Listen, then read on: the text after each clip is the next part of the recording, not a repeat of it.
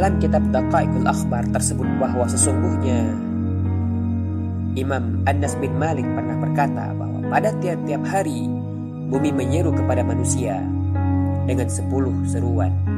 Yang pertama, hai anak cucu Adam alaihissalam, engkau berjalan di atas punggungku dan engkau akan kembali dalam perutku.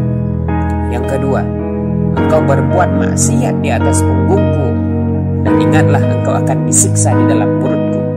Yang ketiga, engkau tertawa ria di atas punggungku dan engkau akan menangis di dalam perutku. Seruan yang keempat, engkau memakan makanan haram di atas punggungku dan engkau akan dimakan cacing tanah di dalam perutku.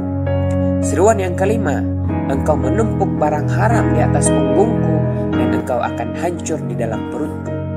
Seruan yang keenam, engkau berjalan sombong di atas punggungku dan engkau akan hina di dalam perutku.